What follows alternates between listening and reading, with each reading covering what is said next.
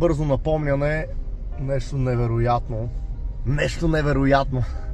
Разбира се, нещата, които знаете, аз само напомням. Защо природата е направила така, че когато засадим едно дърво, трябва първо да го засадим, да изкопаем дупка, да бъде подходяща почва, да речем. После да го поливаме, да внимаваме някой да не го стъпче. Дълги години чакаме то въобще да малко да порасне и чак едва след няколко, да не кажа десетки години, очакваме плодовете от цялото това нещо, което сме направили и всъщност ние не знаем дали всички тия десни накрая ще докарат до плодове, защото има дървета, които поради някаква причина не дават плодове. Ето това е парадокс. Наистина голям абсурд е, че в живота хубавите неща, в природата, всичко, което е невероятно, изисква много време. Като дърветата, природата, това да стане пясък от камъните, които са по брега на морето. Колко пъти вълната се е разбила в скалите, за да се образува пясък.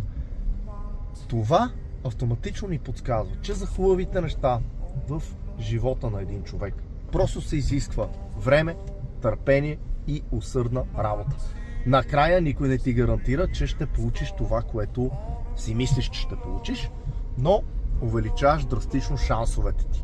Ето това е една от причините, поради която, включително и аз и много хора по света, не смеят да направят крачката да променят нещо в живота си, защото не знаят дали си заслужава в крайна сметка, не знаят дали ще получат резултатите. Наистина пълен абсурд е това нещо, но така работи света. И, разбира се, това дърво, което е растяло 20, 30, 50 години, минаваш с брадвичката, хоп, и буквално за 15 минути чупиш нещо, което се е градило с години. Също е с инвестициите, не че съм експерт, просто това ми е правило впечатление. Инвестираш и до голяма финансова криза и оп, доста бързо маха половината от това, което си спестил. Но просто да си търпелив и ако знаеш в какво си инвестирал, да изчакаш активите ти да се възстановят и даже да пораснат в положителна посока да се движи всичко. Но за това трябва много търпение, майндсет ни да бъде подготвен за такива неща. Не знам, напишете в коментарите вие какво мислите и ако ви са ви интересни